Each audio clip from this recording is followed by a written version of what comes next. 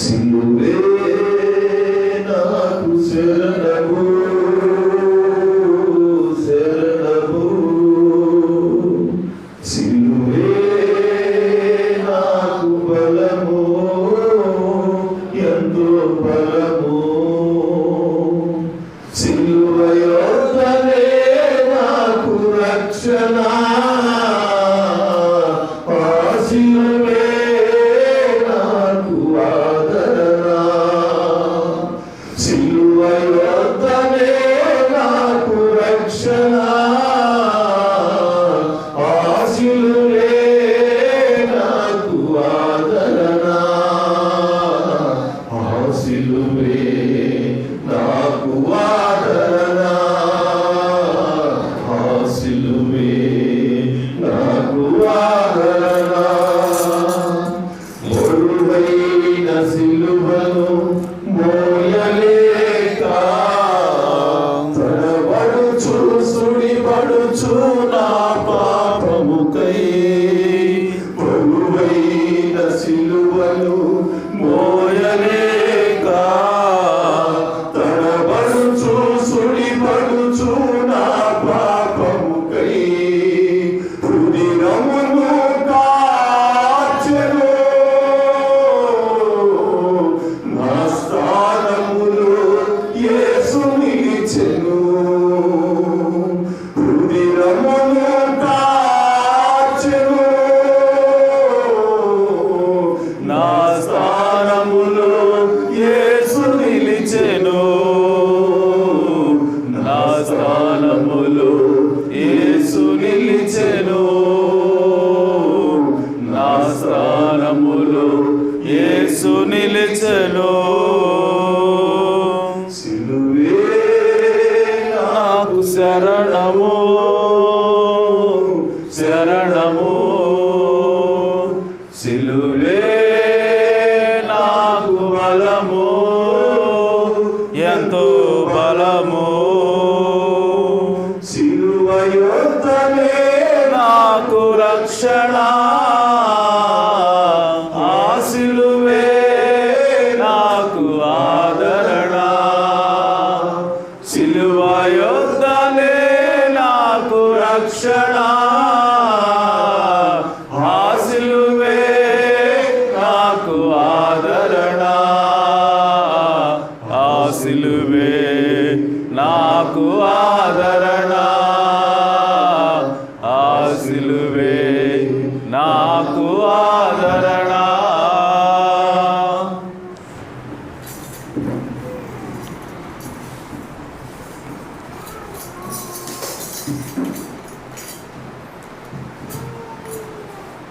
Praise the lord. Hallelujah. అలాగే అందరూ నిలబడేట్టుగా పరిశుద్ధ గ్రంథం నుంచి వాక్యం చదువుకుందాం. ప్రకటన గ్రంథము 2వ అధ్యాయము 7వ వచనం ఒకసారి చదివి సహాయం చేయండి. నా దగ్గర తెలుగు బైబిల్ తీసుకురాలేదు, ఇంగ్లీష్ బైబిల్ ఉంది. ప్రకటన గ్రంథము 2వ అధ్యాయము 7వ వచనం.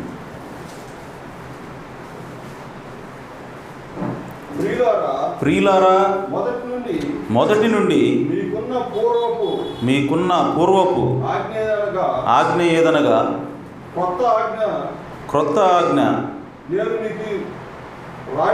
రాయుట లేదు. ప్రకటన గ్రంథం 2వ అధ్యాయం 7వ వచనం. చెవిగలవాడు ఆత్మ సంఘములతో చెప్పుచున్న మాట వినుగాక. జయించువానికి దేవుని పరదైసులో ఉన్న జీవవృక్ష ఫలములు భుజింపనెత్తును. ఆమేన్. దేవుడు తన పరిశుద్ధ వాక్యములకు తన ఆశీస్సులు జోడు చేయనుగాక. సో జయించువానికి దేవుడు జీవవృక్ష ఫలాన్ని భుజింపడానికి ఇస్తానని వాగ్దానం చేశాడు. తల వంచి చిన్న ప్రార్థన చేసుకుందాం.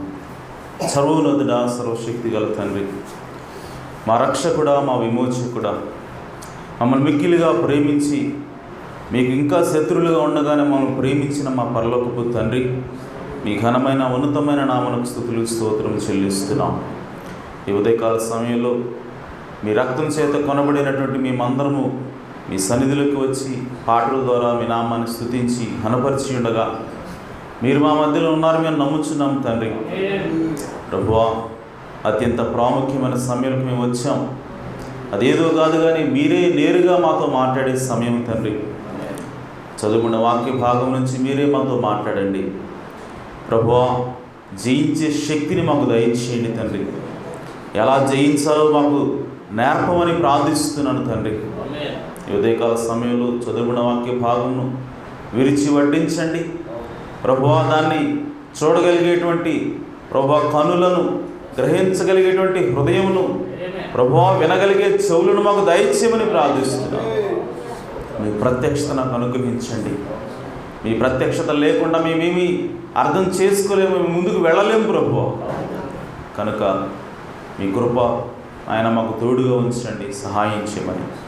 ఇక్కడ చేరిన మీ బిడ్డలను ప్రభువా మీరు ప్రేమిస్తున్నారు, అలాగే మేము కూడా మిమ్మల్ని ప్రేమిస్తున్నాం ప్రభువా. కనుకనే ఈరోజు ఇక్కడికి అయా నా తండ్రి మేము వచ్చి ఉన్నాము.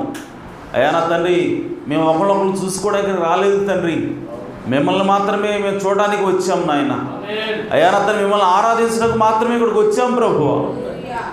కనుక నా తండ్రి మాతో మాట్లాడండి, మమ్మల్ని ఆశ్చర్యింపచేయమని మా ప్రభువును రక్షకుడునైనా యేసుక్రీస్తు నామములో ప్రార్థించడానికి వేడుకుంటున్నాం బ్రహ్మ తండ్రి. Amen. Amen. Praise the lord. దయచేసి కూర్చోవచ్చు. చాలా సంతోషం. ప్రభువైన యేసుక్రీస్తు నామములో అందరికీ వందనాలు. అందరు బాగున్నారు కదా? Praise the Lord. సాక్ష్యాలు, మరి దేవుడు ప్రతిరోజు కూడా మన జీవితంలో ఏదో ఒకటువంటి మేలు చేస్తూనే ఉంటాడు ఖచ్చితంగా. మరి ఇస్రాయేల్ బాబాయ్ ఆ కన్నుకు దెబ్బ తగిలింది, దేవుడు నన్ను స్వస్థపరిచాడని చెప్పాడు. దేవుడు నామానికి మహిమ కలుగును గాక. దేవుడు మరి ప్రతిరోజు కూడా ఆయన మేలుల్ని మన కోసం దాచించే దేవుడే. ఆమేన్. సో ఉదయం లేవగానే మన కోసం మేలు లోడ్ చేసి పెట్టే దేవుడు ఆయన. ఆమేన్. సో వాటిని గుర్తించవలసిన బాధ్యత మన మీద ఉంది. అయితే ఈరోజు నా జీవితంలో కూడా దేవుడు ఒక మేలు చేశాడు. ఆమేన్. అదేంటంటే, నేను హడావుడిగా టైం అయిపోయిందని వస్తా ఉన్నాను. ఈలోపు నా కూతురు నా వెనకాల పడుతుంది, నాతో కూడా వస్తానని. గబుగా మెట్ల మీద పడిపోయింది. నేను కరెక్ట్గా ఆ అమ్మాయి మెట్టు తల గుద్దుకునే సమయంలో బోర్ల పడింది. గుద్దుకునే సమయంలో నేను అక్కడే నన్ను చేయి పెట్టాను కాబట్టి సరిపోయింది, లేదంటే ముఖానికి బాగా దెబ్బ తగిలేది. సో దేవుడు కాపాడాడు. దేవుడు నామానికి మహిమ కలుగును గాక. సో ఆ విధంగా దేవుడు మన జీవితంలో ప్రతిరోజు కూడా మనల్ని కాపాడుతూనే ఉంటాడు. ఆమేన్. సో మన సమయం వచ్చేంత వరకు కూడా దేవుడు కాపాడుతూనే ఉంటాడు. సో మన సమయం వచ్చిన తర్వాత దేవుడే మనల్ని తీసుకొని వెళ్తాడు. ఆమేన్. సో అప్పటి వరకు కూడా మనల్ని కాపాడేది మన దేవుడే. సో ప్రతిరోజు కూడా దేవుడు మనకు మేలు దయచేస్తూ ఉన్నాడు. కాబట్టి వాటన్నింటినీ కూడా మనం గమనిద్దాం, దేవునికి కృతజ్ఞత కలిగి ఉందాం. ఆమేన్. సో అలాగే మరి ప్రతిరోజు కూడా వాక్యం చదవమని దేవుని యొక్క ప్రవక్త తెలియజేస్తున్నాడు. సో వాక్యాన్ని ధ్యానించేవాడు, దివారాత్రులు దాన్ని ధ్యానించేవాడు ధన్యుడని బైబిల్ చెప్తా ఉంది. ఆమేన్. సో కాబట్టి వాక్యాన్ని ధ్యానం చేద్దాం. ప్రతి ఉదయం ఒక అధ్యాయం, సాయంత్రం ఒక అధ్యాయం వాక్యం చదువుదాం. అలాగే వర్తమానం కూడా విందాం. సో టేప్స్ లేని వాళ్ళు వర్తమాన పుస్తకాలు ఉంటే చదవండి. సో ప్రతిరోజు కూడా మనం ఖచ్చితంగా మన తల ఎక్కడ పెట్టాలంటే వాక్యంలో పెట్టాలి. ఆమేన్. సో ఆ విధంగా మనం వాక్యంలో ఎదుగుదాం. దేవుడు ఖచ్చితంగా మన విశ్వాసాన్ని పెంపొందిస్తాడు, ఎత్తబడే విశ్వాసాన్ని ఇస్తాడు. ఈ రోజుల్లో ఏదో ఒక దినాన మనం ఎత్తబడబోతా ఉన్నాం. ఆమేన్. సో ఆ రోజు హానోకు ఏ విధంగా మరి దేవుడితో నడిచి ఒక దినాన కనబడకుండా దేవునితో వెళ్ళిపోయాడు. ఆ విధంగానే మనం ప్రతిరోజు కూడా వాక్యంతో నడుస్తున్నప్పుడు, ఆమేన్, వాక్యం అనగా దేవుడే అన్నాడు. సో ఆ వాక్యంతో మనం నడుస్తూ ఉన్నప్పుడు ఖచ్చితంగా ఆ వాక్యము హానోకుని తీసుకెళ్ళినటువంటి అదే వాక్యము ఈరోజు మనల్ని కూడా తీసుకెళ్ళడానికి సిద్ధంగా ఉన్నది. ఆమేన్. కాబట్టి ప్రతిరోజు వాక్యం చదువుదాం, ప్రతిరోజు వాక్యం విందాం. దేవుడు మనల్ని ఖచ్చితంగా ఆశీర్వదిస్తాడు. ఆమేన్. సరే, మంచిది. చదువుకున్న వాక్య భాగం నుంచి ఈ ఉదయకాల సమయంలో ఒక చిన్న అంశము, అదేంటంటే హౌ టు ఓవర్కమ్, అంటే జయించడం ఎలా. ఆమేన్. సో మన జీవితంలో అనేకటువంటి శోధనలు వస్తూ ఉంటాయి, శ్రమలు వస్తూ ఉంటాయి, బాధలు వస్తూ ఉంటాయి. వాటిని ఎలా జయించాలి, అలాగే మన జీవితంలో అనేక బలహీనతలు ఉంటాయి, వాటిని ఎలా జయించాలి? సో వీటన్నిటికీ కూడా ఈరోజు మనం సమాధానం తెలుసుకోబోతా ఉన్నాం. ఆమేన్. అయితే ప్రియ సోదరి సోదరా, సింపులే మెసేజ్ ఏమిటి అని అంటే ఎలా జయించాలి అని అంటే, మన ప్రవక్త అన్నాడు ఎలా జయించాలి అన్న ప్రశ్నకు వచ్చే ముందు ఏం జయించాలో తెలుసుకోవాలి. ఆమేన్. సో దేన్ని జయించాలో తెలుసుకోవాలి. అయితే ఎలా జయించాలో నీకు తెలిసినప్పుడు, ఆమేన్, సో ఏం జయించాలో నువ్వు తెలుసుకోవాల్సిన అవసరం లేదు, పట్టించుకోవాల్సిన అవసరం లేదు. ఆమేన్. సో ఎలా జయించాలో నీకు సూత్రం తెలిసినప్పుడు, ఆమేన్, సో ఆ తాళం నీకు వచ్చినప్పుడు నువ్వు ఏం జయించాలో నువ్వు దాన్ని పట్టించుకోవాల్సిన అవసరం లేదు, దాని గురించి ఆందోళన పడాల్సిన అవసరం లేదు. ఎందుకంటే ఏది వచ్చినా సరే ఇది జయిస్తుంది. ఆమేన్. సో ఎందుకనంటే ఏ సమస్య వచ్చినా సరే, ఏది జయించాలన్నా సరే దేవుడు ఒకే ఒక కీ ఇస్తూ ఉన్నాడు మనకి. ఆమేన్. అన్నిటికీ కూడా సమాధానం ఒకే ఒక కీ ఇస్తూ ఉన్నాడు దేవుడు. ఆమేన్. సో ఆ కీ కనుక మన చేతిలో ఉంటే, ఆమేన్, సో ఏ సమస్య వచ్చినా సరే, ఏ బలహీనత మనలో ఉన్నా సరే, సో ఎలాంటి పరిస్థితి మనకు ఎదురైనా సరే దాన్ని జయించగలిగేటువంటి సామర్థ్యం మనకు ఉంటుంది ఆల్రెడీ. హల్లెలూయా.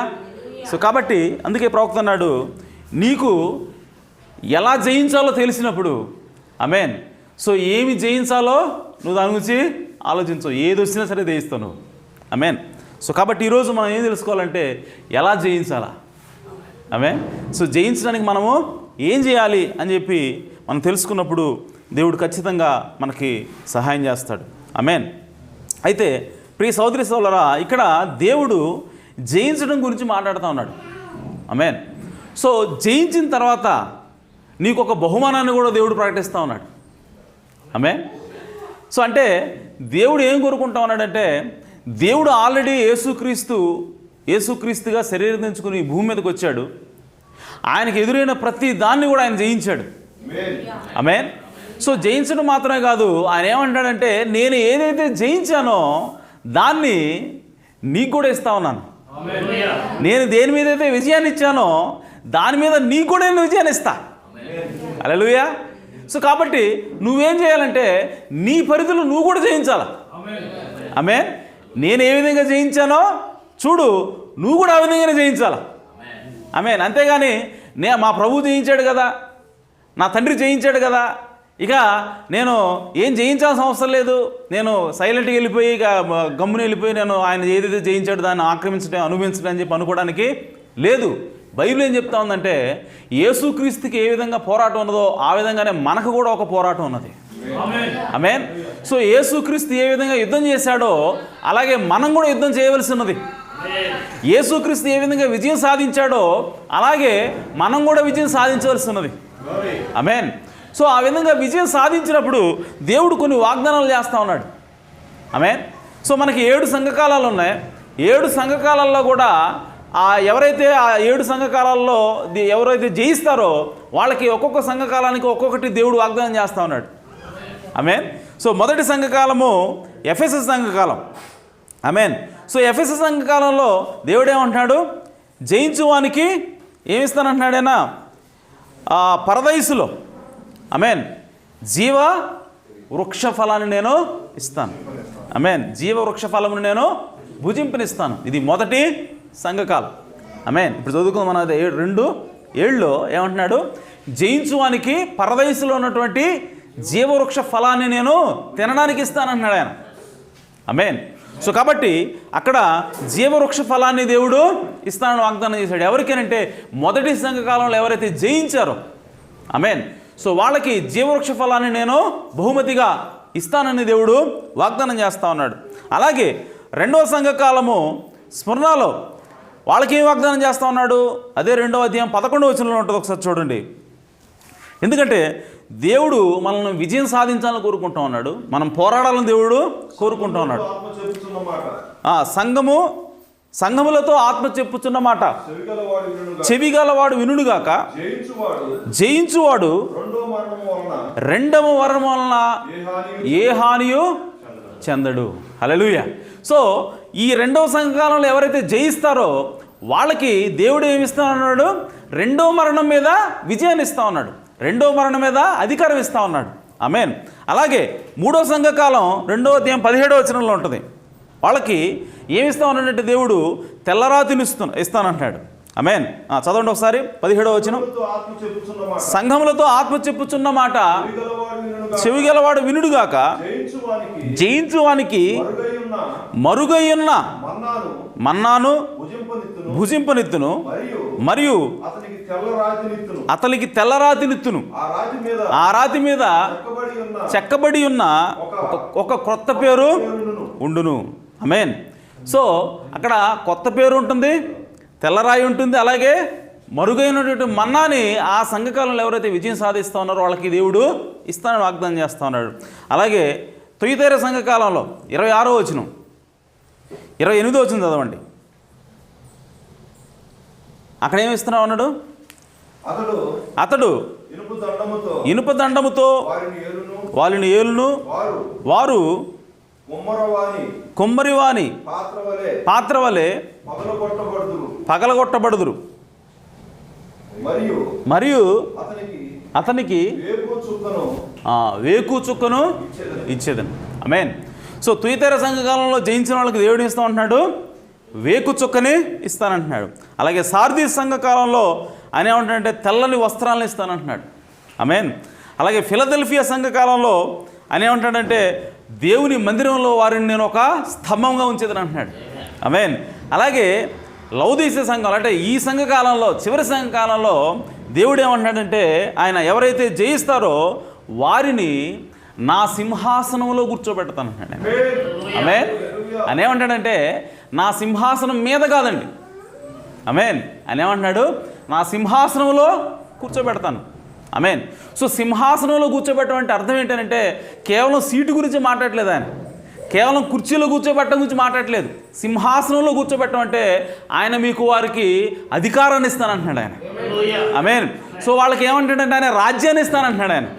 ఆమేన్. సింహాసనంలో కూర్చోబెట్టడం అంటే, సింహాసనం మీద కూర్చోబెట్టడం అంటే అది కేవలం తీసుకొచ్చి మీద కూర్చోబెట్టమే. ఆమేన్.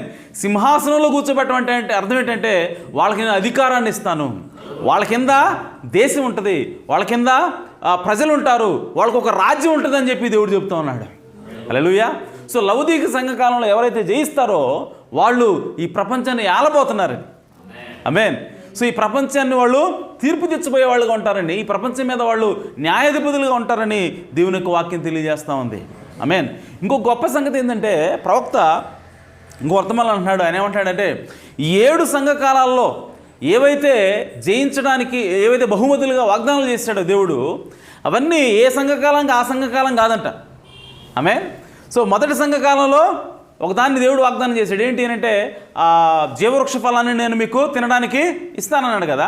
సో అది వచ్చేసి రెండవ సంఘకాలానికి కూడా వస్తుందంట. ఆమేన్. రెండవ సంఘకాలానికి ఆల్రెడీ ఒక వాగ్దానం ఇచ్చాడు. దాంతోపాటుగా అంతకుముందు ఉన్నటువంటి సంఘకాలంలో ఉన్నటువంటి ఆ జీవవృక్ష ఫలాన్ని కూడా వాళ్ళకి రెండో సంఘకాలంలోకి ఎత్తున్నాడంట దేవుడు జయిస్తే. ఆమేన్. ఇప్పుడు మూడో సంఘకాలం వాళ్ళకి మొదటి సంఘకాలం రెండో సంఘకాలంలో ఏవైతే ఉన్నాడో వాటితో పాటు మరలా మూడో సంఘకాలానికి సంబంధించినటువంటి వాగ్దానాన్ని దేవుడు ఇస్తామన్నాడు. అలాగా 4, 5, 6, 7వ సంఘకాలానికి వచ్చేసరికి మొదటి 6 సంఘకాలాల్లో దేవుడు ఏదైతే వాగ్దానం చేశాడో జయించిన వాళ్ళకి అవన్నీ కూడా ఇస్తూ మరలా 7వ సంఘకాలంలో తీసుకొచ్చి నీ సింహాసనంలో కూర్చోబెడతానంటున్నాడు. హల్లెలూయా. సో అంటే 7వ సంఘకాలానికి వచ్చేసరికి అనగా మనందరికీ కూడా ఈ 6 సంఘకాలాలు మిగిలిన 6 సంఘకాలాల్లో దేవుడు ఏదైతే వాగ్దానం చేశాడో మనం కనుక జయిస్తే వాటన్నింటినీ కూడా దేవుడు మనం వాగ్దానం చేస్తాం. హల్లెలూయా. కాబట్టి ప్రియ సహోదరి సోదరులారా, జయించడం వలన ఇన్ని మేలులు మనకి దేవుడు వాగ్దానం చేస్తా ఉన్నాడు. ఆమేన్. అయితే మరి జయించడం ఎలా సహోదరుడా? ఆమేన్. జయించడం ఎలాగంటే జయించడం చాలా సింపుల్. అదేంటంటే దేవుని యొక్క ప్రవక్త అంటున్నాడు, నీవు దేవుని యొక్క వాక్యంతోనే జయిస్తావు. ఆమేన్. ఎలా జయిస్తామంటే దేవుని యొక్క వాక్యంతోనే జయిస్తాం. దేవుని యొక్క వాక్యానికి నువ్వు లోబట్టడం ద్వారా నువ్వు దేన్నైనా జయిస్తావని దేవుని యొక్క ప్రవక్త తెలియజేస్తా ఉన్నాడు. ఆమేన్.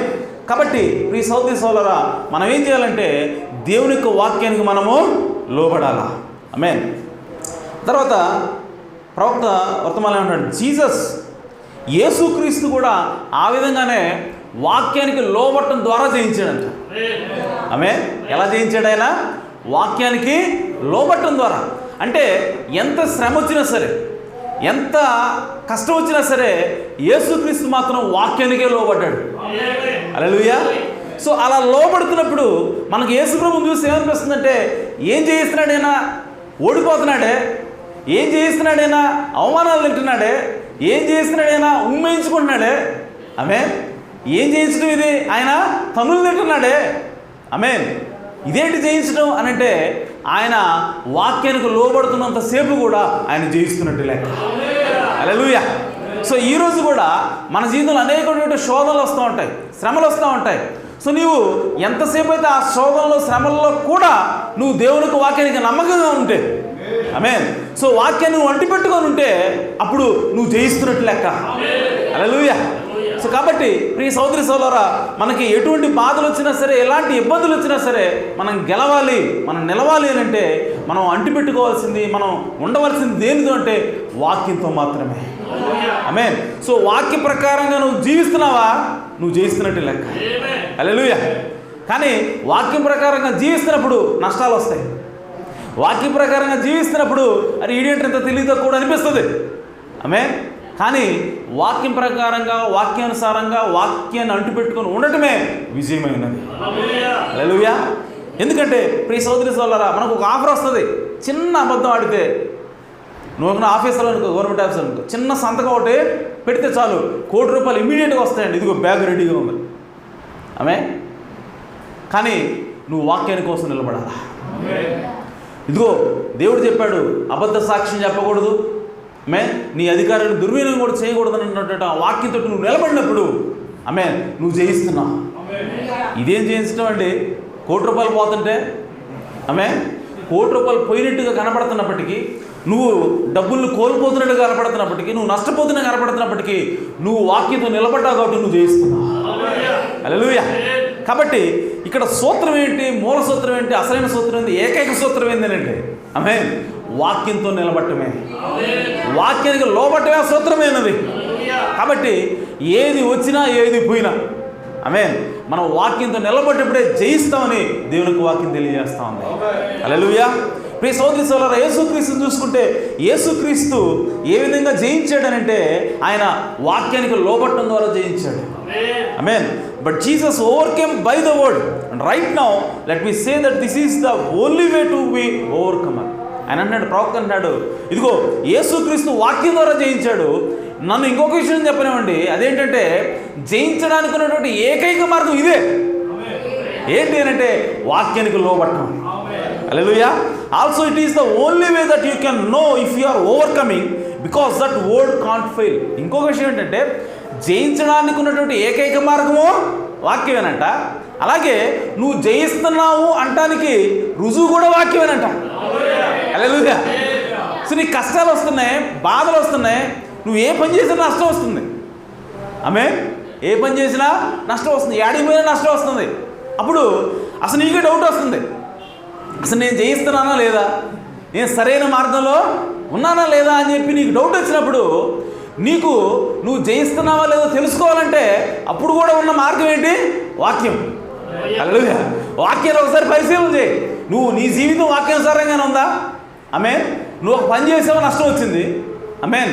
సో ఆ పని ఎందువల్ల నష్టం వచ్చింది, ఒకవేళ వాక్యానుసారంగా ఉందా లేదా నువ్వు చేసిన పని చెక్ చేసుకో. ఆమేన్. సో ఆ పని కనుక వాక్యానుసారంగా ఉందా, ఓకే, అయినా సరే నష్టం వచ్చిందా, తీసే, నష్టాన్ని పక్కన పెట్టు. నువ్వు గెలుస్తున్నావు, నువ్వు విజయం సాధిస్తున్నావు, నువ్వు సరైన మార్గంలోనే ఉన్నావు. ఆమేన్. సో కాబట్టి ప్రవక్త ఏమంటాడంటే నువ్వు ఈ లోకంలో దేనైనా జయించడానికి ఏకైక మార్గము వాక్యమే. అలాగే అసలు నువ్వు గెలుస్తున్నావా లేదా, నువ్వు గెలిచే మార్గంలోనే ఉన్నావా లేదా అని తెలుసుకోవడానికి కూడా వాక్యమే మార్గం అంటారు. హల్లెలూయా. కాబట్టి ప్రియ సోదరి సోదరులారా, మనము కష్టాలు వస్తున్నప్పుడు, బాధలు వస్తున్నప్పుడు మనం కంగారు పడాల్సిన అవసరం లేదు, మనం ఆందోళన చెందాల్సిన అవసరం లేదు. మనం చేయవలసింది ఏంటంటే వాక్య పరీక్ష చేయాలి. హల్లెలూయా. సో వాక్య పరీక్ష చేసినప్పుడు మనం చేస్తున్న పని ఆ వాక్య పరీక్షకి నెగ్గిందా, నువ్వు ఆల్రెడీ విజయం సాధిస్తున్నావు. నువ్వు వెళుతున్న మార్గం సరైనది కాబట్టి ఆ మార్గంలోనే విడిచిపెట్టకుండా దేవుని యొక్క వాక్యంలోనే, దేవుని యొక్క మార్గంలో నడువు, ఖచ్చితంగా విజయం దేవుడు నిన్ను వరిస్తాడు. ఆమేన్. కాబట్టి దేవుని వాక్యానికి మనం లోబట్టడం ద్వారానే మనం విజయం సాధిస్తామని దేవుని యొక్క వాక్యం తెలియజేస్తూ ఉంది. అలాగే యేసుక్రీస్తు ఏ విధంగా జయించాడు అని అంటే ప్రియ సహోదరి సహోదరులారా, హెబ్రీయులకు రాసిన పత్రిక 5:7 ఉంటుంది. ఆయన ఏమంటున్నాడంటే ఒకసారి చదవండి.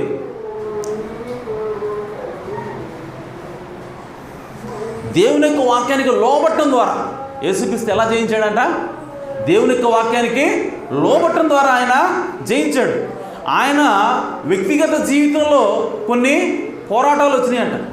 వ్యక్తిగత జీవితంలో తనకు తానే కొన్ని ఏమొచ్చినాయంటే టెంప్టేషన్స్ వచ్చినాయంట. ఓకే, ఆకర్షణలు వచ్చినాయి ఆయనకి.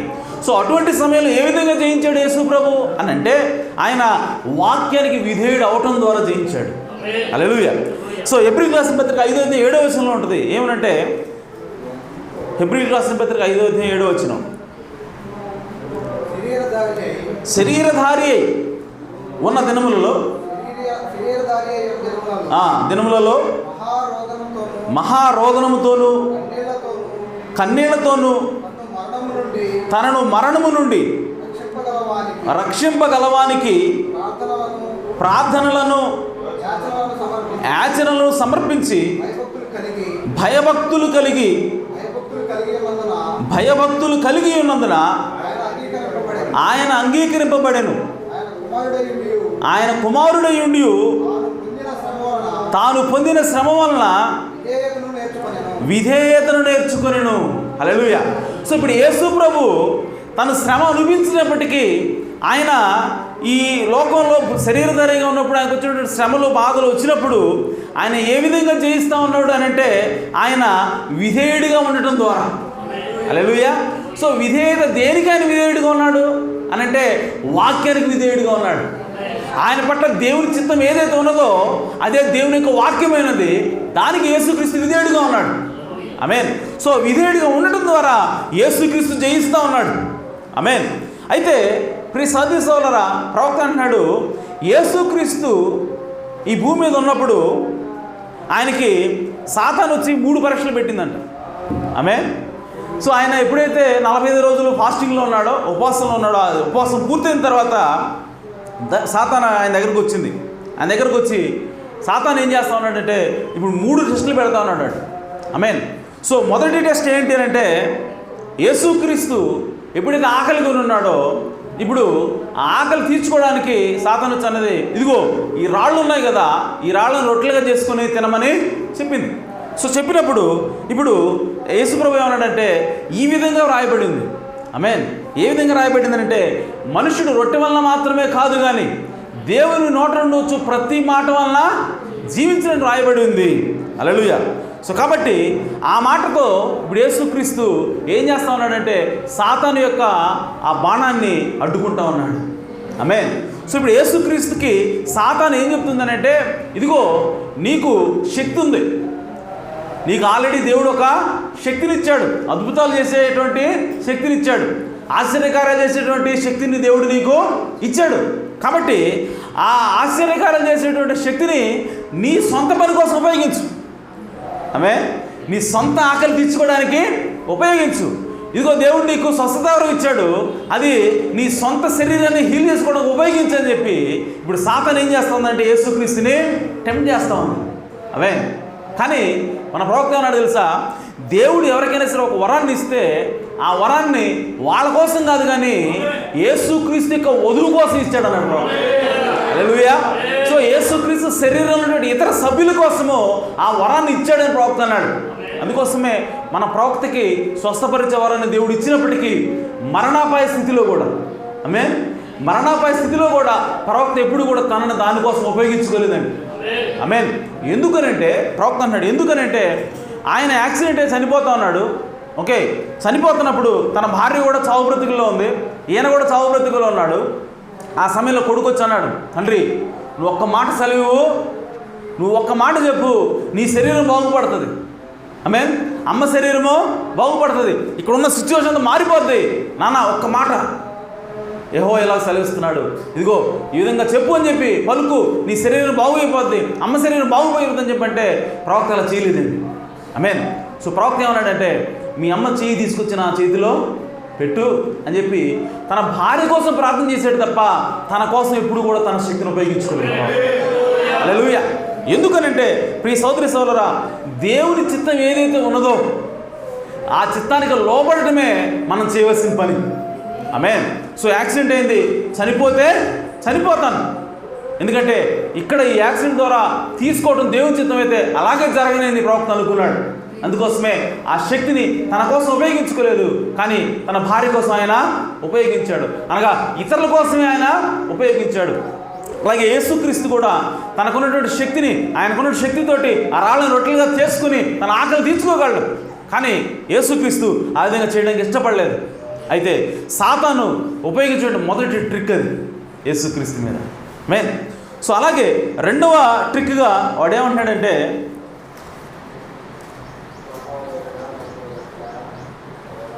మత్తయి సువార్త 4:10 నుండి ఇవన్నీ okay. Then the devil taketh him up to the తెలుగులో చదవండి. 5వ వచనం, 4వ అధ్యాయము 5వ వచనం.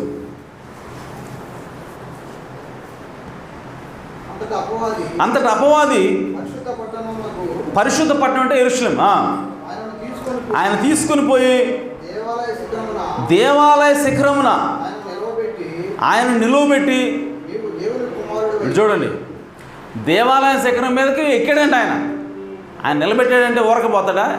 ఆమె ఈయన ఎక్కాడు అక్కడికి. ఆమె. సో యేసుక్రీస్తు దేవాలయ శిఖరం ఎక్కుతున్నప్పుడు ఏ ఉద్దేశం ఎక్కాడు ఆయన? ఆమె. సాతాను ఏం చెబితే ఎక్కుంటాడు? ఆమె. అంటే సాతాను చేసిన టెంప్టేషన్కి యేసుక్రీస్తు ఎక్కడ దాకా వెళ్ళాడు చూడండి. ఆమె. సో అక్కడ దాకా వెళ్ళాడు అంటే సాతాను యేసుక్రీస్తుకి ఏదో కోట్ చేసి ఉంటుంది, ఏదో వాక్యం చెప్పి ఉంటుంది, చూపించి ఉంటుంది. ఆమె. చూపించడం ఆ వాక్యం అక్కడ దాకా వెళ్ళాడు ఆయన. ఆమె.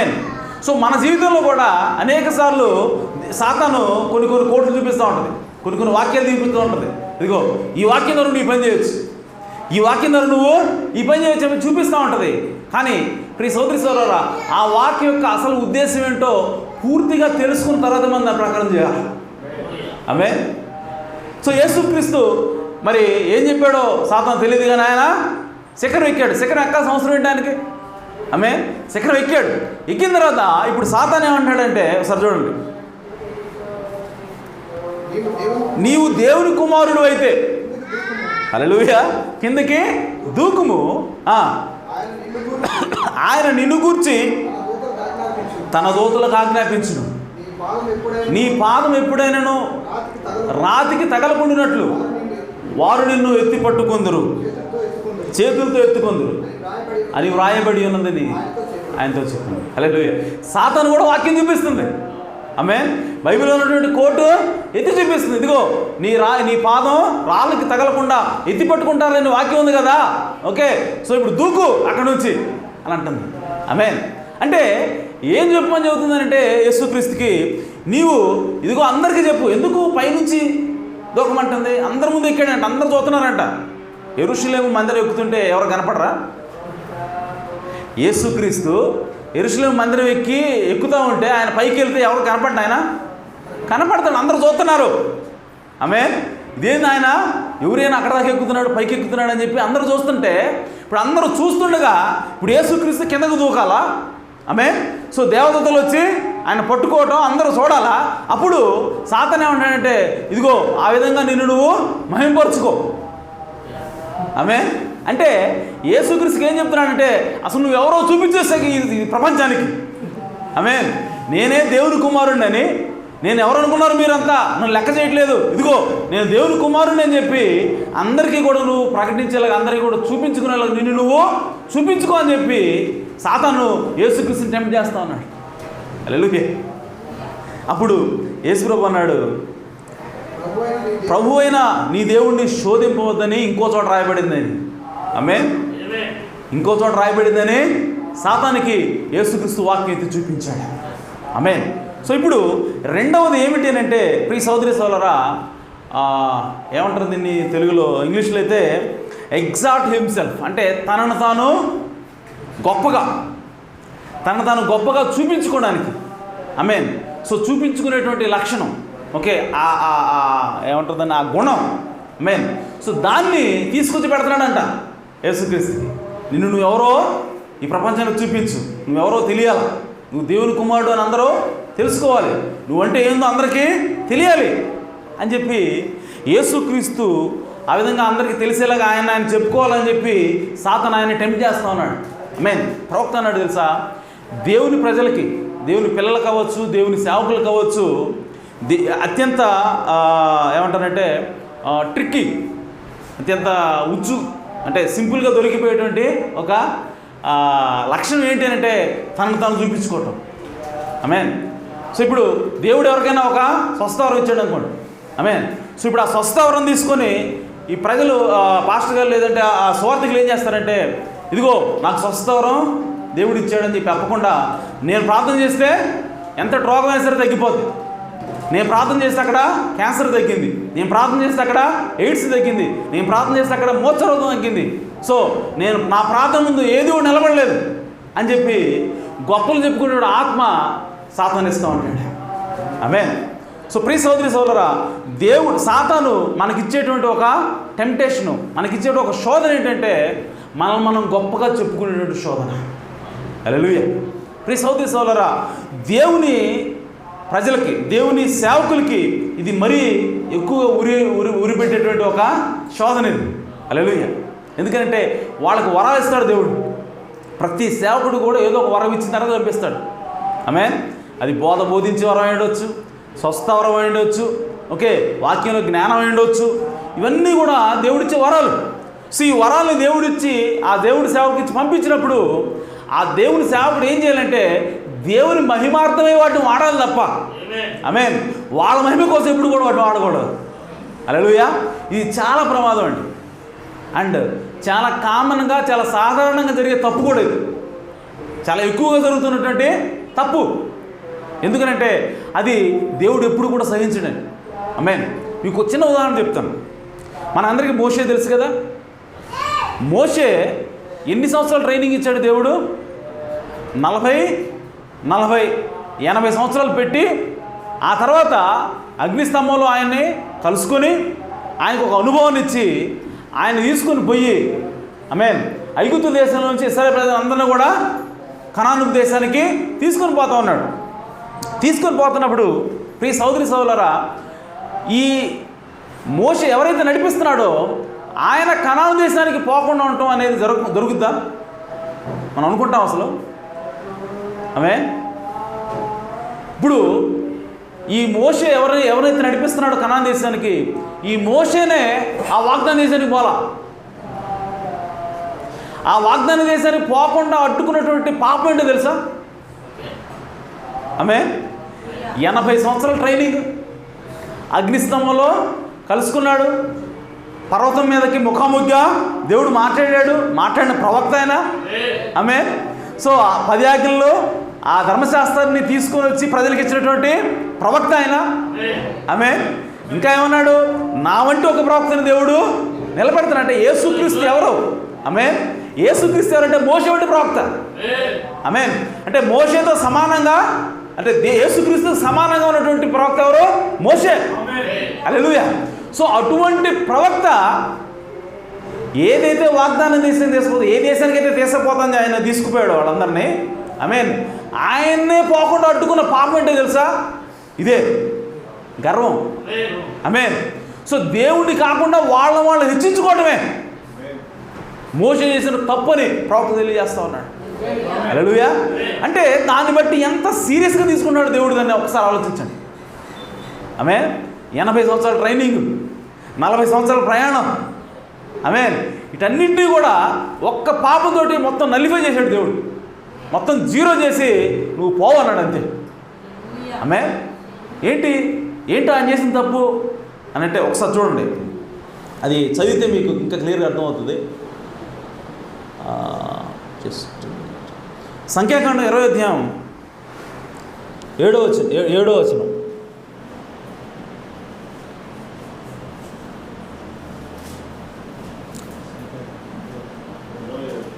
తొమ్మిది నుంచి చదవండి.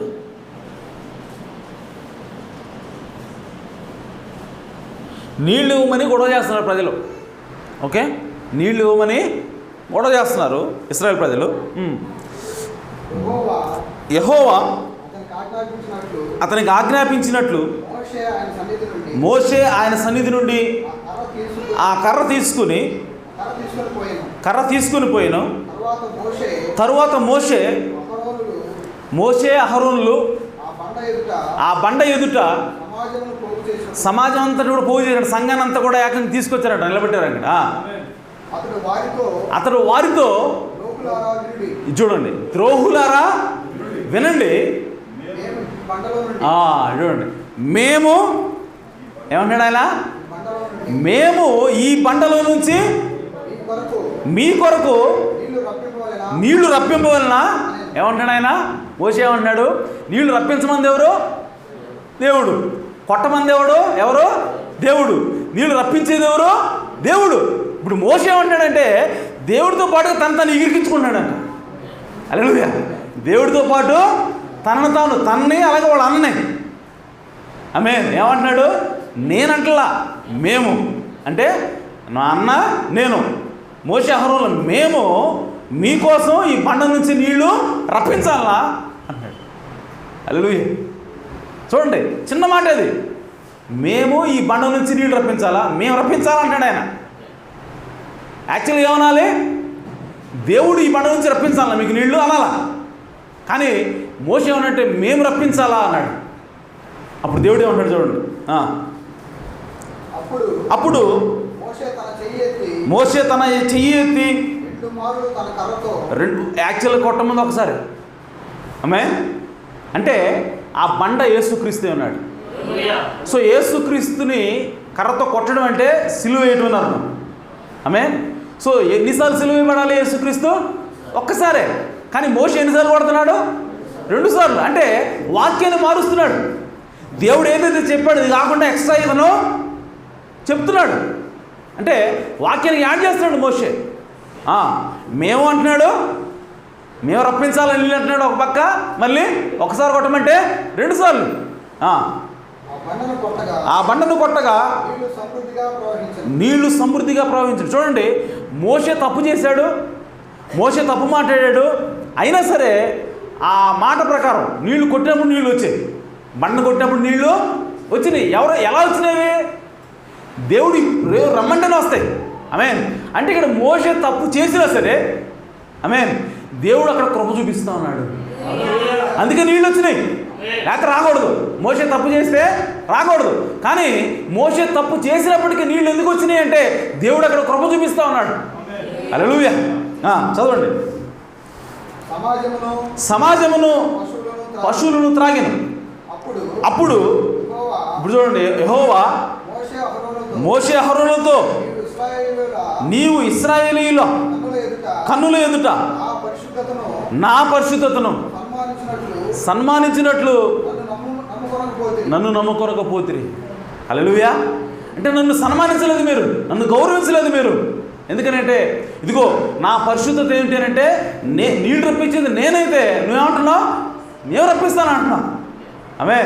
సో కాబట్టి నా శాంక్టిఫికేషన్ నా శాంక్టిటీ నువ్వు దెబ్బచేస్తున్నావు. సో నా గౌరవాన్ని నువ్వు తీసేస్తున్నావు. మొత్తం గౌరవం, మొత్తం మహిమంతా ఎవరికి రావాలి? నాకే. అందుకే దేవుడు తన మహిమని ఎవరితో కూడా పంచుకోవడానికి ఇష్టపడ్డాడు.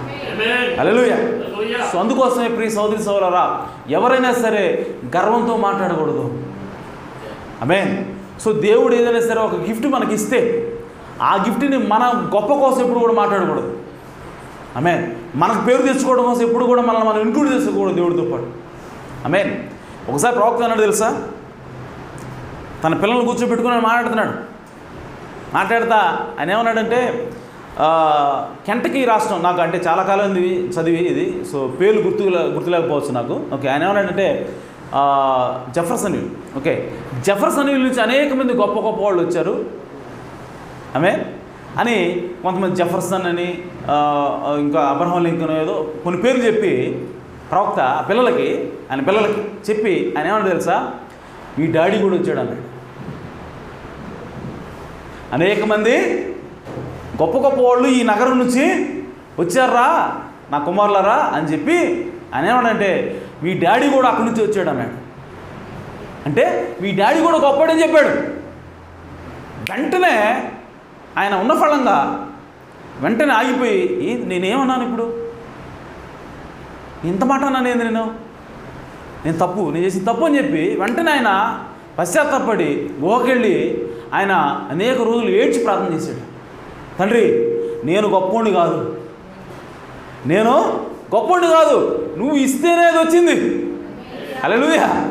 నీదే గొప్పతనం, నాది కాదు ప్రభువా, నేను అట్టన్నాను, అది నేను చేసిన తప్పు, నన్ను క్షమించని చెప్పి ఆయన అనేక రోజులు ప్రార్థన చేసి ఏడ్చి ప్రార్థన చేశాడు ఆయన.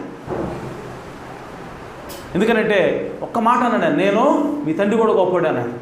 మాట జారాడు, నోరు జారాడు ఆయన ఆకుండా అంత పశ్చాత్తాపడి దేవుడు వచ్చి ఆయనతో మాట్లాడేంత వరకు కూడా మోకాళ్ళ మీద ఏడ్చి ప్రార్థన చేశాడు ఆయన. హల్లెలూయా. ఎందుకనంటే మనం హెచ్చించుకోవటం, మనం గొప్పగా చెప్పటం, అది దేవుని మహిమను దొంగిలించడం అవుతుంది. ఎందుకనంటే మనం ఇప్పుడు గొప్పవడం కాదండి. ఎందుకనంటే మనకు వచ్చింది ఏది కూడా మన ద్వారా రాలేదు. దేవుడు ఇవ్వకుండా మన దగ్గరకు వచ్చింది ఏదీ లేదు. ఈవెన్ మన శరీరం కూడా మంద కాదు. ఆమేన్. మనకున్న బలం కూడా మంద కాదు, మనకున్న డబ్బులు కూడా మనవి కాదు. అవన్నీ కూడా దేవుడు ఇస్తేనే వచ్చాయి. ఆమేన్. మనం అనుకోవచ్చు నేను కష్టపడ్డాను కాబట్టి వచ్చాయి. కష్టపడడానికి ఇచ్చింది ఆరోగ్యం ఎవరిచ్చారు? దేవుడు ఇచ్చాడు. అసలు ఈ శరీరం ఎవరిచ్చారు? దేవుడు ఇచ్చాడు. నీకు నువ్వు తయారు చేసుకున్నావా శరీరం? లేదు. కాబట్టి మనకున్న సమస్తము కూడా, అది మంచి పేరు అవ్వచ్చు, జ్ఞానం అవ్వచ్చు, బలం అవ్వచ్చు, ధనం అవ్వచ్చు, ఇవన్నీ కూడా దేవుడి నుంచే వచ్చినాయి తప్ప ఈ లోకంలో కానీ మనం ఎక్కడైనా సరే మనం సంపాదించుకుంది ఏది లేదు. సమస్తము దేవునికే మహిమ కలగాల. ఆమేన్. కాబట్టి ఎప్పుడు కూడా మనం ఎప్పుడు కూడా హెచ్చించుకోకూడదు. సో దేవుని సేవకుల మధ్య జరుగుతున్నటువంటి చాలా సాధారణంగా అత్యంత ఎక్కువగా జరుగుతున్నటువంటి పాపం ఏంటంటే వాళ్ళు హెచ్చించుకోవడం. ఆమేన్. సో అలా హెచ్చించుకోవడం వల్లే మోషే కనాను దేశానికి వెళ్ళలేకపోయాడు, వాగ్దాన భూమికి వెళ్ళలేకపోయాడు. ఏ ప్రజలైతే నడిపిస్తూ ఉన్నాడో, ఏ వాగ్దాన భూమికి అయితే నడిపిస్తూ ఉన్నాడో మోషే, ఆ వాగ్దాన భూమికి అతనే వెళ్ళకుండా అడ్డుకున్నటువంటి పాపం ఏంటంటే తనను తాను హెచ్చించుకోవటం. హల్లెలూయా. సో యేసుక్రీస్తుని కూడా ఈ సాతాను వచ్చి ఆ పాపంలో పడేయాలని సాతాన్ని టెంప్ట్ చేస్తూ ఉన్నాడు. ఆమేన్. నువ్వంటే ఎవరు అనుకున్నావు? ఆమేన్. నువ్వు ప్రార్థన చేస్తే, లేదంటే నువ్వు మాట్లాడితే కార్యాలు జరుగుతాయి, నువ్వంటే అందరూ తెలుసుకోవాలి, నువ్వు గొప్పోడు అని చెప్పు వీళ్ళందరికీ. ఒకసారి దూకు, దేవతలు వచ్చి పట్టుకుంటాయి, అందరూ చూస్తారు, అప్పుడు నువ్వంటే ఏంటో వాళ్ళు తెలుసుకుంటారని చెప్పినప్పుడు యేసుక్రీస్తు దాన్ని వాక్యంతో ఎదిరించాడు. హల్లెలూయా. అలాగే ప్రియ సోదరి సోదరులారా, ఆ సాతాను ఆ అరణ్యంలో యేసుక్రీస్తుకి ఇచ్చినటువంటి ఇంకొక శోధన ఏంటి అని అంటే, యేసుక్రీస్తుకి ఇచ్చిన శోధన ఏంటంటే, వాడు వచ్చి ఏమన్నాడంటే, ఒక్క రెప్పపాటులో ఈ లోకంలో ఉన్నటువంటి రాజ్యాలన్నింటినీ కూడా చూపించి, అందులో ఉన్నటువంటి ధనము, అందులో ఉన్నటువంటి అధికారము, అందులో ఉన్నటువంటి సౌందర్యం అంతా కూడా చూపించి యేసుక్రీస్తుకి అన్నాడంట, ఇదిగో ఇవన్నీ కూడా నావే. ఆమేన్. సో ఇవన్నీ కూడా నీకు ఇస్తా. ఆమేన్. సో నువ్వు చేసిందంటే ఏం లేదు, నువ్వేం చేయాలంటే నా కాళ్ళకు మొక్కు అన్నాడు. ఆమేన్. అంటే సాతానుడు ఏం చేస్తా ఉన్నాడంటే, సిలువ ఏదైతే ఉందో మరణం, ఆ సిలువ మరణాన్ని యేసుక్రీస్తు అనుభవించకుండా దాన్ని తప్పించాలని ప్రయత్నం చేస్తూ ఉన్నాడు. ఆమేన్. సో సిలువ మరణం అయిన తర్వాత యేసుక్రీస్తుకి ఏమొస్తుందంటే రాజ్యం వస్తుంది. ఆమేన్. ఇప్పుడు సాతాను ఏం చేస్తూ ఉన్నాడంటే, యేసుక్రీస్తుకి సులువైన మార్గాన్ని ఇస్తున్నాడంట. ఆమేన్. సో సులువైన మార్గం ద్వారా రాజ్యాన్ని సంపాదించుకో. ఓకే, నువ్వు సిలువ ఎక్కాల్సిన అవసరం లేదు, నువ్వు అవమానపడాల్సిన అవసరం లేదు, నువ్వు కొట్టించుకోవాల్సిన అవసరం లేదు, ఓకే, రక్తం చిందించాల్సిన అవసరం లేదు, నీ ప్రాణం పెట్టాల్సిన అవసరం లేదు, ఇదిగో రాజ్యం ఇస్తా. ఓకే, నా జస్ట్ నువ్వు చేసింది అంటే కేవలం నాకు మొక్కు అంతే, నేను ఇది ఇచ్చేస్తా. అంటే సాతానుడు ఏం చేస్తా ఉన్నాడంటే, శ్రమలు లేనటువంటి మార్గాన్ని, కష్టాలు లేనటువంటి మార్గాన్ని, సులువైనటువంటి మార్గాన్ని యేసుక్రీస్తుకి ఇవ్వాలని ప్రయత్నం చేస్తూ ఉన్నాడు. ఆమేన్. కానీ యేసుక్రీస్తు ఏమన్నాడంటే, అలా ఆ మార్గంలో కనుక వెళితే యేసుక్రీస్తుకి రాజ్యం దక్కుతుంది, కానీ ఆయన బిడ్డలు దక్కరు. ఆమేన్. ఆయన పిల్లలు మరణం అవుతారు, ఆ శాపం నుంచి వాళ్ళు విముక్తి పొందలేరు. కాబట్టి యేసుక్రీస్తు ఏమన్నాడంటే, కష్టమైనా సరే, అది బాధ అయినా సరే, అది మరణమైనా సరే, నేను ఆ మార్గం గుండానే వెళ్తాను, అంతేగాని ఈ సులువైనటువంటి మార్గం కూడా నేను ప్రయాణం చేయను, ఎందుకంటే నాకు కావాల్సింది నా పిల్లలు అని చెప్పాడు ఆయన. హల్లెలూయా. సో వాళ్ళ విమోచన నాకు కావాలి, వాళ్ళ రక్షణ నాకు కావాలి, వాళ్ళని రక్షించిన తర్వాతే నేను ఈ రాజ్యాన్ని తీసుకుంటాను. దానికోసం ఎంత కష్టమైనా సరే నేను భరిస్తాను.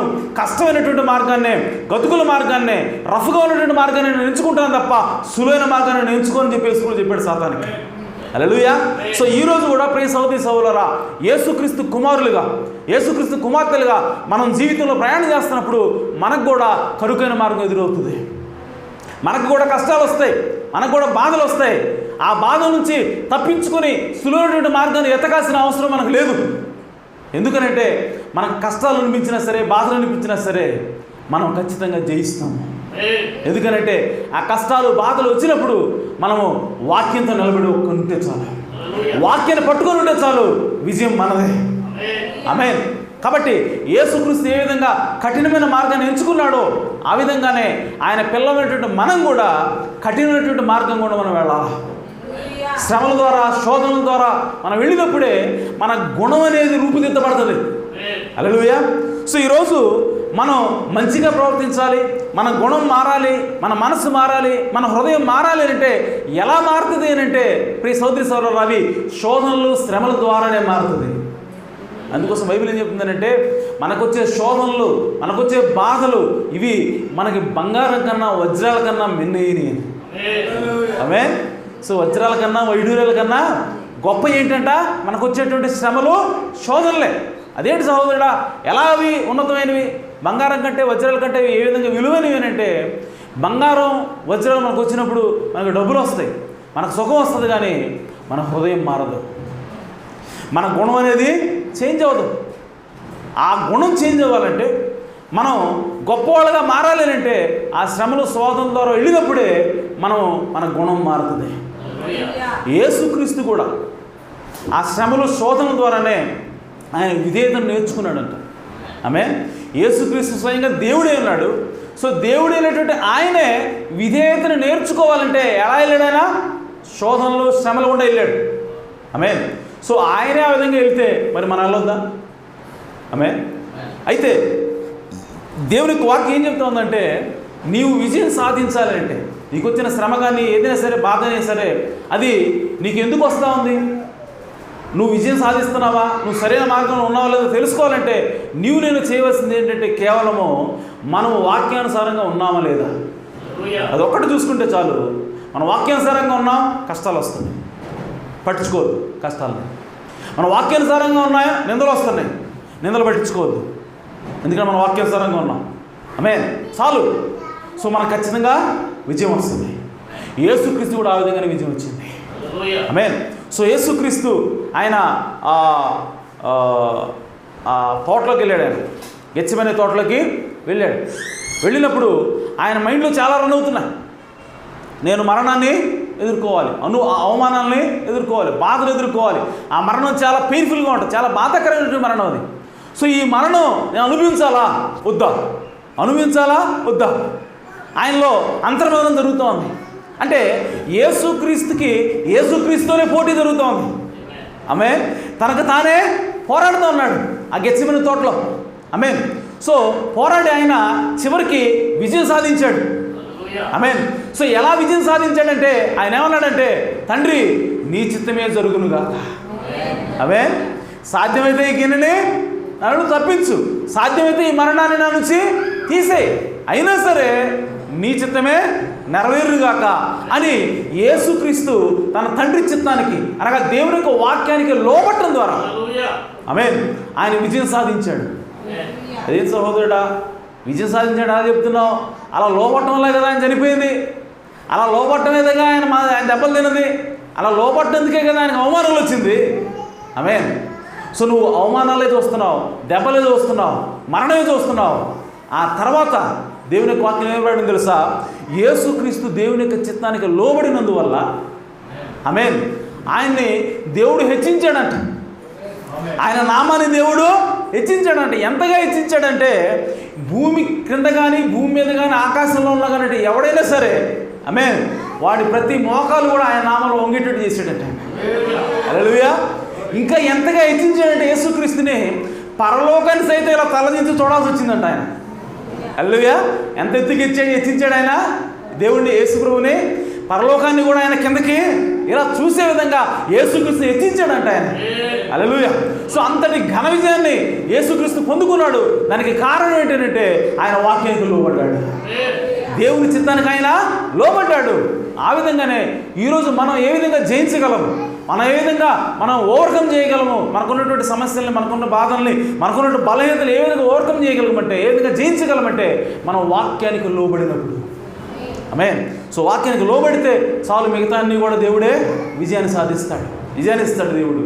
ఆమేన్. అలాగే ప్రియ సోదరి సోదరా, కొంతమందిని చూద్దాం మనం. హెబ్రీ పిల్లలు ఉన్నారు. ఓకే, హెబ్రీ పిల్లలు. ఒక పాస్టర్ గారు అన్నాడు, వాళ్ళని హెబ్రీ పిల్లలు అనకూడదు, ఆమేన్, వాళ్ళు హెబ్రీ యవనస్తులు అన్నాడు. ఆమేన్. ఎందుకంటే మనకి హెబ్రీ పిల్లలు అంటున్నాం కదా, షడ్రక్ మెషక్ అబేద్నెగో వాళ్ళని. వాళ్ళు ఆ అగ్నిగుండంలో వెళ్ళే టైంకి వాళ్ళు పిల్లలు కాదండి, వాళ్ళు యవనస్తులు. ఆమేన్. వాళ్ళు పట్టబడి ఆ దేశంలోకి వెళ్ళినప్పుడు వాళ్ళు పిల్లలు, కానీ అగ్నిగుండంలోకి వెళ్ళినప్పుడు వాళ్ళు పిల్లలు కాదు, పెద్దవాళ్ళు లేరు. అందుకోసమే వాళ్ళు హెబ్రీ పిల్లలు కాదు, హెబ్రీ యవనస్తులు. ఆమేన్. సో ఇప్పుడు హెబ్రీ యవనస్తులు రాజు యొక్క ఆజ్ఞను వాళ్ళు ధిక్కరించారు. ఎందుకనంటే వాళ్ళు వాక్యంతో నిలబడ్డారు. ఆమేన్. సో వాక్యంతో నిలబడి వాళ్ళు ఏమంటారు తెలుసా, రాజు దగ్గరికి వచ్చినప్పుడు రాజు అన్నాడు, రే బాయ్, నేను ఒక ఆజ్ఞని జారీ చేశాను, నేను నిలబెట్టిన బొమ్మకు తప్ప ఇంకే బొమ్మ కూడా మీరు మొక్కకూడదని చెప్పాను, అయినా సరే మీరు మొక్కట్లేదంట అని అంటే, ఇప్పుడు వాళ్ళు ఏమంటారంటే, అయ్యా నెబుకద్నెజర్ రాజా, మేము నువ్వు ఏం చేసుకున్నా సరే మాకు ఇష్టమే, మేము మాత్రం ఆ బొమ్మకి మొక్కం.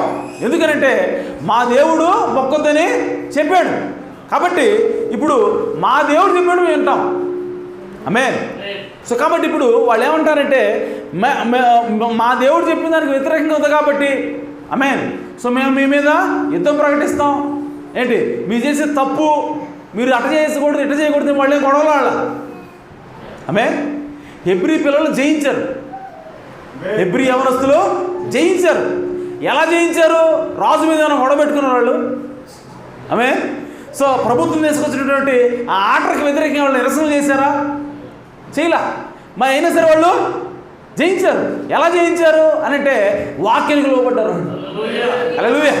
వాళ్ళు ఏమంటారు, కేవలం ఏమంటారంటే, అయ్యా నువ్వు ఎంత పెద్ద రాజు అయినా సరే మాకు అనవసరం, ఓకే, మేమేంటో మేము చూపిస్తాం అన్నారా? అలా. ఓకే, వాళ్ళు ఏమన్నారంటే మా దేవుడు గొప్పవాడు అంటున్నారు వాళ్ళు. హల్లెలూయా. మేమేంటో చూపిస్తాం, మమ్మల్ని టచ్ చేసావు నువ్వు, మేము దేవుడి కుమారులం అట్ట అనలేదండి. అర్థమవుతుందా?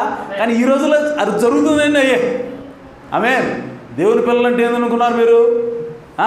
దేవుని పిల్లల మీదకి మీరు అవి తీసుకొస్తున్నారు, ఇది తీసుకొస్తున్నారు, శాపం వస్తుంది మీకు, ఇట్లాంటి మాట ఏం మాట్లాడారు. కానీ జయించారు. హల్లెలూయా.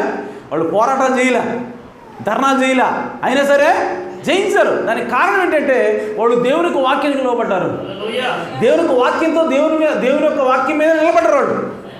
వాళ్ళు ఏమంటారంటే, మా దేవుడు ఈ అగ్నిగుండం నుంచి మమ్మల్ని తప్పించగల సమర్థుడు. హల్లెలూయా.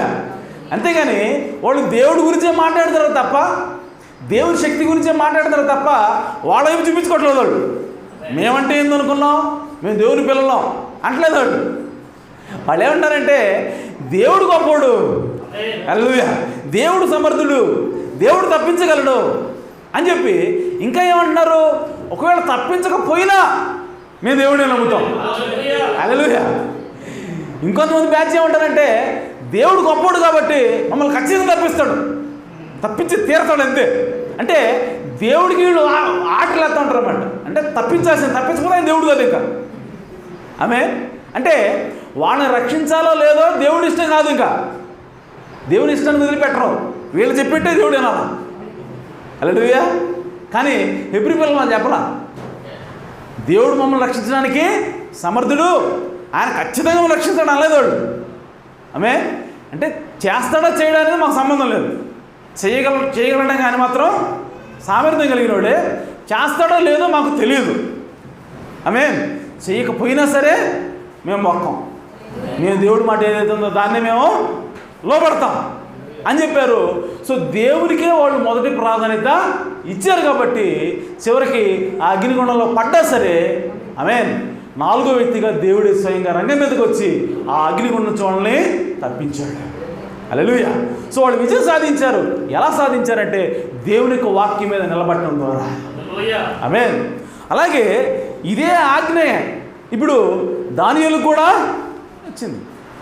ఎవరు కూడా ఏ దేవుడు కూడా మీరు ప్రార్థించకూడదు, కేవలం నిలబెట్టిన బొమ్మకే ప్రార్థించాలా అని చెప్పినప్పుడు ఇప్పుడు అసలు ఆ రూల్ని పాస్ చేసింది ఎవరో దానియేలే. హల్లెలూయా. అంటే ఒక రకంగా ప్రధానమంత్రి ఆ దేశానికి ఎవరంటే దానియేలు. సో దాన్ని పాస్ చేసిందే దానియేలు. ఇప్పుడు జనరల్గా మనం ఆలోచించండి, ఆ స్థానంలో ఏం చేయొచ్చు? అసలు దాన్ని పాస్ అవ్వకుండానే అబ్బాయి ఇది బాగలేదు ఇది అని చెప్పి దాన్ని కొట్టేసినట్టు అధికారానికి ఉంది. అయినా సరే అలా చేసాడా? చేయలే.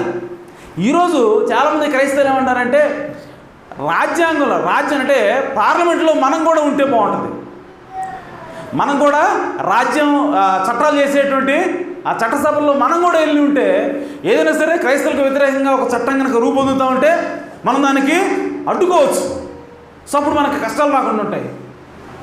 ఆమె ఈ విధంగా ఆలోచిస్తున్నారు. ఆమె దానియేలు ఎవరు? చట్టసభల్లో ఉండటమే కాదు, ఆయన ఆల్రెడీ ఆయన అందరికంటే ప్రధాని ఆయన. ఆమె అసలు ఆమోదించేదే ఆయన. సో ఇప్పుడు ఆ చట్టాన్ని ఆయన జయించాడు. హల్లెలూయా. ఆ రాజాజ్ఞని దానియేలు జయించాడు. ఎలా జయించాడు? రాజకీయం ద్వారానా? కాదు. ఆమేన్. దాన్ని చట్టసభలో రద్దు చేయడం ద్వారానా? కాదు. మరి ఎలా జయించాడంటే దేవుని యొక్క వాక్యంతో నిలబడటం ద్వారా. హల్లెలూయా. ఏం చేయాల? ఓకే, ఎవరిని ఏ రాజు కూడా మీరు ఏ రాజు కూడా మొక్కకూడదు, ఏ దేవుడు కూడా ప్రార్థన చేయకూడదు, కేవలం ఈయనకే ప్రార్థన చేయాలా? Okay, right. సంతకం పెట్టాడు దానియేలు. సరాసరి ఇంటికి వెళ్ళాడు, తూర్పు వైపు నుంచి కిటికీ ఓపెన్ చేశాడు, మళ్ళీ ప్రార్థన చేస్తూ ఉంటాడు. హల్లెలూయా. సో సంతకం పెట్టాడు, వెళ్ళాడు, ప్రార్థన చేస్తున్నాడు. ఏంది అంటే దానియేలు దేవుని యొక్క వాక్యాన్ని నమ్మాడు. దానియేలు దేవుని యొక్క వాక్యం మీద నిలబడ్డాడు.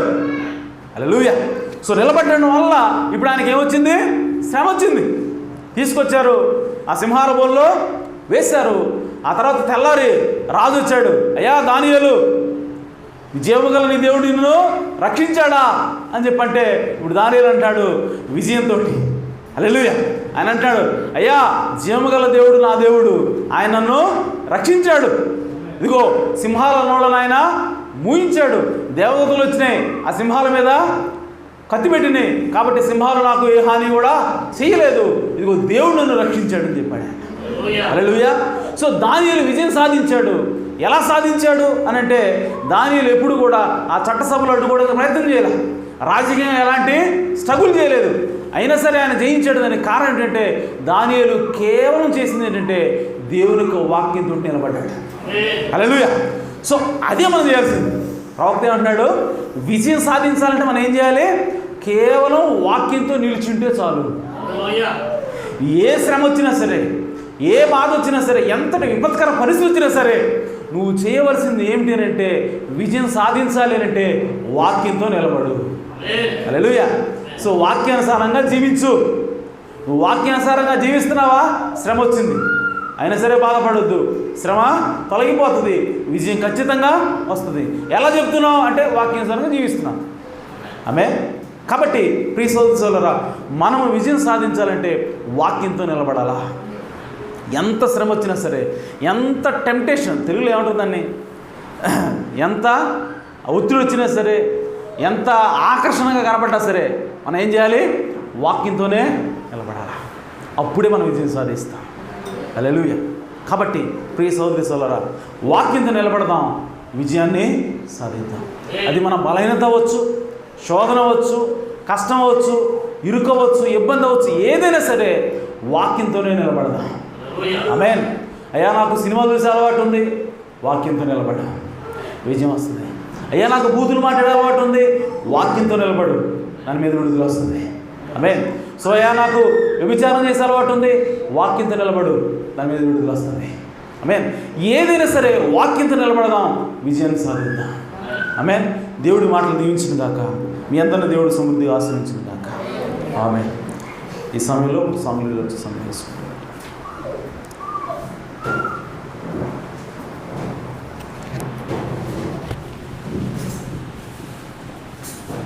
సరే, మంచి సమయంలో అందరం కూడా వేసుకుంటానట్లయితే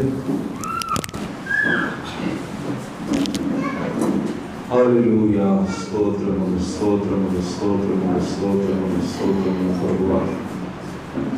ఉదయకాల సమయంలో ప్రభువా దాసును నిలబెట్టుకొని ప్రభువా జయించు వారికి జీవవృక్ష ఫలం ఇస్తారని వాగ్దానం